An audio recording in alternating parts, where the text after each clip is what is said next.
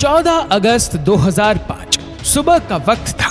Flight 522 Cyprus के लार्नाका international airport से Greece के एथेंस इंटरनेशनल एयरपोर्ट जाने के लिए तैयार थी। सुबह के करीब 9:07 पर फ्लाइट ने उड़ान भरी। उस समय इसमें 115 पैसेंजर्स और 6 क्रू मेंबर सहित 121 लोग सवार थे और उसे उड़ा रहे थे 58 वर्षीय German contract base pilot Hans Jürgen Merten, जिन्हें कुल 16,900 फ्लाइट आवर्स का अनुभव था। वहीं इनके ठीक पास में एक और पायलट मौजूद थे जो प्लेन का कमान संभाल रहे थे। उड़ान भरने के 5 मिनट बाद यानी कि 9:12 पर प्लेन 12,040 फीट की ऊंचाई पर पहुंच गया और इस ऊंचाई पर पहुंचने के बाद ही अचानक प्लेन में एक अलार्म बजने लगता है। जब इस अलार्म की जांच की गई तो पता चला कि ये take off configuration warning alarm था, जिसे देखने के बाद दोनों पायलट हैरान हो गए और वह इसलिए क्योंकि take off configuration warning alarm तब बजता है जब प्लेन ग्राउंड पर होता है और उड़ान भरने के लिए तैयार नहीं होता। ऐसे में 12,000 फीट की ऊंचाई पर इस अलार्म के बजने का मतलब दोनों पायलट को समझ नहीं आ रहा था। स्थिति की गंभीरता को भांपते हुए उन्होंने एटीसी यानी एयर ट्रैफिक कंट्रोल से संपर्क साधना ही उचित समझा। फिर उन्होंने तुरंत ही एटीसी से संपर्क कर उन्हें बताया कि उनके विमान का take off configuration warning alarm बज रहा है। पायलट एटीसी को ये सब बता ही रहे थे कि इतनी ही देर में प्लेन के कॉकपिट में मौजूद कंट्रोल पैनल पर कई सारे अलार्म एक साथ बजने शुरू हो गए और इन अलार्म्स की आवाज के कारण पायलट की आवाज एटीसी तक पहुंचना भी बंद हो गई थी। साथ ही प्लेन का मास्टर क्वेश्चन अलार्म भी बजने लगा था, जिसका मतलब था कि प्लेन के कई सारे सिस्टम एक साथ ओवरहीट हो चुके हैं। दोनों ही पायलट की दिक्कतें अब बढ़ने लगी थी। उन्हें कुछ समझ नहीं आ रहा था कि अचानक ये सब क्या हो रहा है। इधर ये सब देखकर प्लेन में अफरा तफरी का माहौल बन गया। क्रू मेंबर्स लगातार यात्रियों को शांत कर रहे थे। सभी पैसेंजर्स को सांस लेने में काफी ज्यादा दिक्कत आ रही थी, इसलिए उनके ऑक्सीजन मास्क अपने आप ही नीचे आ गए। दरअसल जब प्लेन में ऑक्सीजन का लेवल कम होता है तब ऑक्सीजन मास्क अपने आप ही नीचे आ जाते हैं। इस दौरान प्लेन लगभग 18,000 फीट की ऊंचाई पर था। पायलट बार बार एटीसी से संपर्क कर उन्हें अपनी समस्या बताने का प्रयास कर रहे थे, लेकिन उनकी बात एटीसी तक पहुंच नहीं पा रही थी और कुछ ही देर में प्लेन का एटीसी से कनेक्शन भी पूरी तरह टूट गया। इसके बाद भी एटीसी ने बार बार फ्लाइट से संपर्क साधने की कोशिश की, लेकिन उन्हें कोई उत्तर नहीं मिला। प्लेन अब लगातार ऊपर की ओर बढ़ता जा रहा था। आमतौर पर इस रूट पर फ्लाइट को लगभग 1 घंटे और 45 मिनट का समय लगता है, यानी करीब 10:45 पर इस प्लेन को एथेंस एयरपोर्ट पर पहुंचना था। 9:23 पर प्लेन 34,000 फीट की ऊंचाई पर पहुंच चुका था। इसके बाद 9:37 पर यह प्लेन एथेंस के फ्लाइट इंफॉर्मेशन रीजन में पहुंच गया। 10:12 से 10:50 तक एथेंस एटीसी यानी एथेंस एयर ट्रैफिक कंट्रोल की टीम रेडियो कॉल्स के जरिए इस प्लेन से संपर्क साधने की कोशिश करती रही, लेकिन उन्हें कोई जवाब नहीं मिला। अब 10:45 हो चुके थे और इस समय प्लेन को एथेंस इंटरनेशनल एयरपोर्ट पर लैंड करना था, लेकिन प्लेन का अभी तक कुछ अता पता नहीं था। कुछ अनहोनी की आशंका के चलते ग्रीस अधिकारियों ने तुरंत ही अपने 2 सबसे बढ़िया F-60 फाइटर जेट को इस प्लेन को ढूंढने के लिए भेजा। कुछ ही देर में इन फाइटर जेट ने इसे ढूंढ लिया। उनमें से एक फाइटर जेट उड़ते उड़ते इस विमान के बहुत करीब आ गया था, ये देखने के लिए कि इस विमान के अंदर आखिर चल क्या रहा है। तो इस फाइटर जेट पायलट ने देखा कि प्लेन के अंदर को पायलट के सीट पर कोई बैठा हुआ है। वही मेन पायलट अपनी सीट पर सिर नीचे करके बेसुध हालत में पड़ा हुआ है।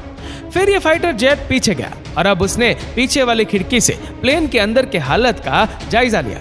लेकिन फाइटर जेट के पायलट के लिए हैरानी की बात तो ये थी कि अपने बराबर में 2 फाइटर जेट के उड़ने के बावजूद किसी भी पैसेंजर से मुड़कर उनकी तरफ नहीं देखा। किसी भी पैसेंजर्स की तरफ से उन्हें कोई भी रिएक्शन नहीं मिला।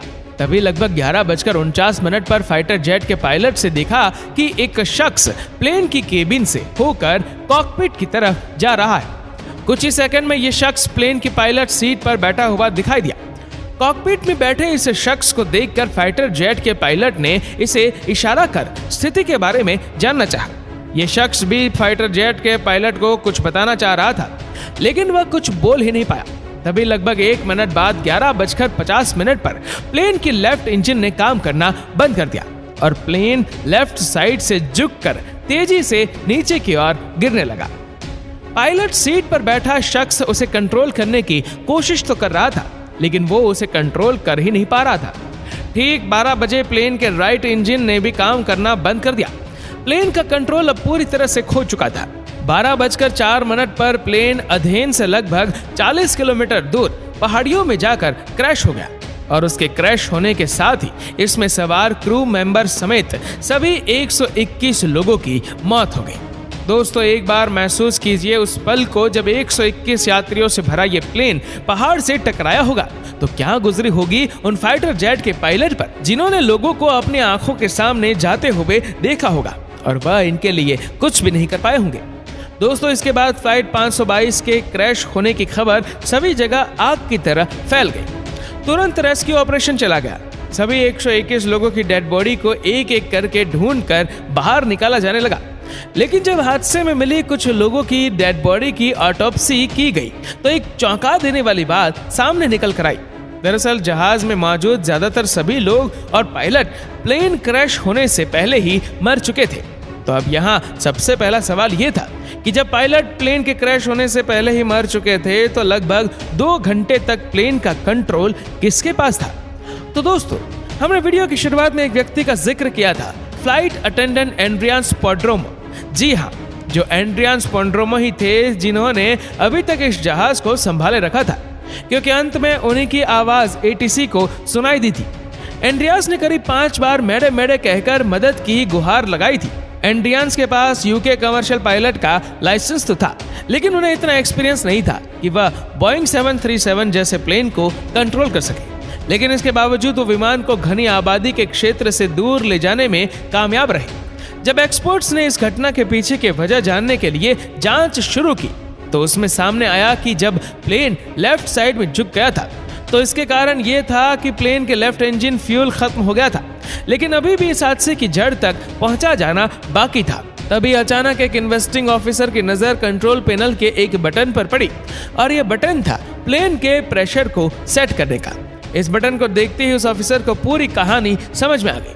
आपकी जानकारी के लिए बता दें कि प्रेशराइज बटन पूरे जहाज में एयर का प्रेशर कंट्रोल करता है। जनरली जहाज के बाहर लगे इंजन बाहर की हवा को थोड़ा थोड़ा करके अंदर भी भेजते रहते हैं ताकि विमान के अंदर बैठे लोगों को ऑक्सीजन मिल सके।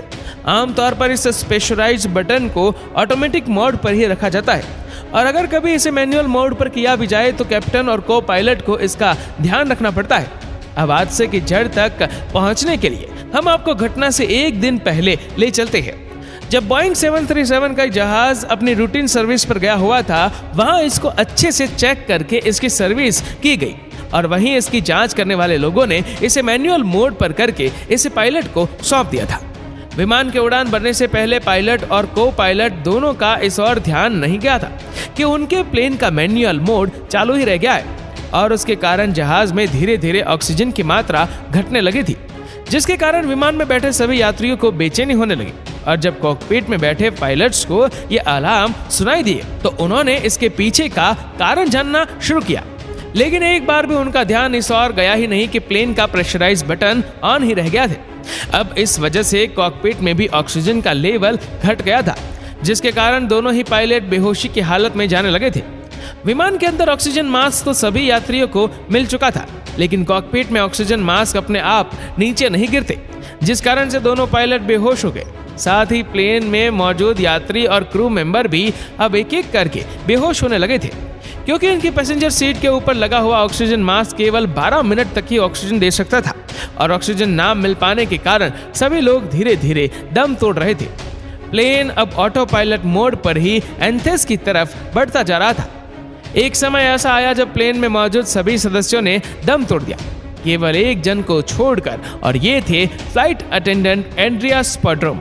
अब आप भी यही सोच रहे होंगे कि आखिर एंड्रियान्स इतने लंबे समय तक कैसे जीवित रहे।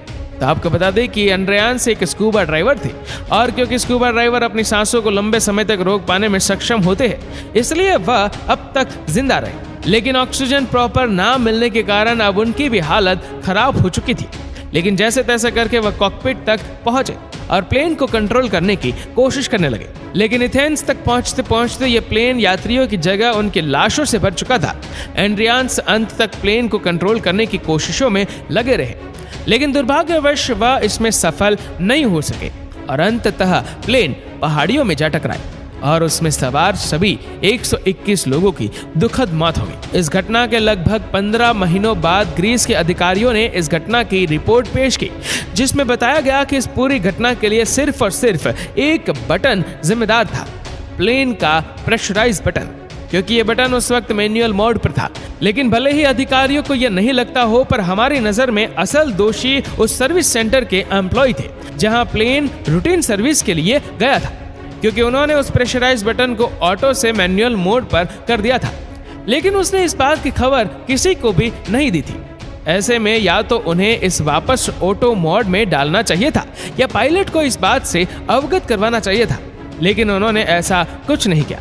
शायद अगर वह इतनी बड़ी लापरवाही नहीं करते तो उस दिन 121 लोगों को अपनी जान नहीं गंवानी पड़ती। दोस्तों, इस वीडियो को लेकर आपकी क्या राय है, नीचे कमेंट करके जरूर बताएगा। और अगर आपको वीडियो अच्छा लगा हो तो इस वीडियो को लाइक करेगा, शेयर करेगा ज्यादा से ज्यादा लोगों तक, और ऐसी ही और भी रोचक जानकारियों के लिए सब्सक्राइब करें हमारे यूट्यूब चैनल को और फेसबुक पर फॉलो करें हमारे पेज को। धन्यवाद।